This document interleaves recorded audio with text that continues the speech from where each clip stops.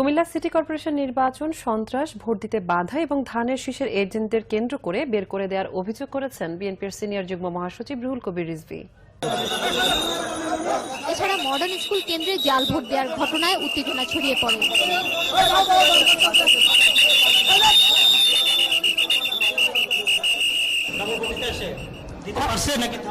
না ওই তো রাগ করে ভাগাই দিয়েছে দেখে সিলটা লয়ে গেছে চুরি করে। 18 বছর। আপনার নাম কি? জয়ন্ত দাস। জয়ন্ত দাস। পিতার নাম? পিতার নাম কি? আপনি লাইনে দাঁড়িয়েছেন কেন? 18 বছর। আপনার নাম কি? জয়ন্ত দাস। জয়ন্ত দাস। পিতার নাম? পিতার নাম কি? আপনি লাইনে দাঁড়িয়েছেন কেন?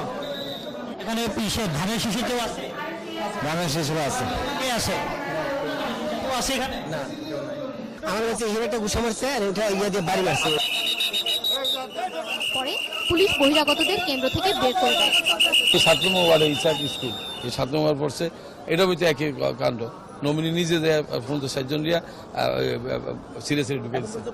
নির্বাচন কমিশন তো বলছে সুষ্ঠু পর্যাপ্ত পুলিশ, তারা কাজটা কি করছে? কাজটা কি হয়েছে আমরা বলেন? আমরা তো আছি কিন্তু খারাচ্ছে, কাজটা কি হয়েছে?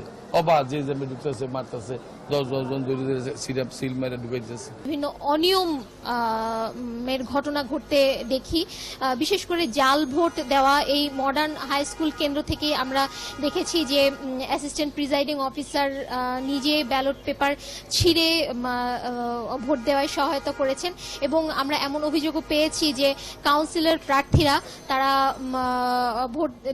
প্রার্থীদের যারা ভোট দিতে এসেছেন তাদেরকে ভোট দেওয়া হয়েছে এবং কোনো কোনো ক্ষেত্রে মেয়র প্রার্থীর এজেন্টরা মেয়র প্রার্থীর ভোটটি দিয়েছেন, এরকম অভিযোগও আমরা পেয়েছি।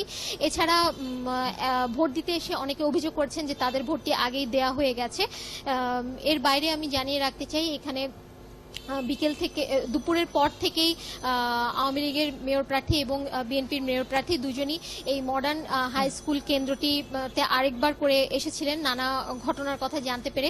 সেখানে আমাদেরকে বিএনপির যিনি মেয়র প্রার্থী মনিরুল হক সাক্কু, তিনি জানিয়েছেন যে নির্বাচন সুষ্ঠু হচ্ছে না এবং এই কমিশনের প্রতি জনগণের আস্থা আর নেই।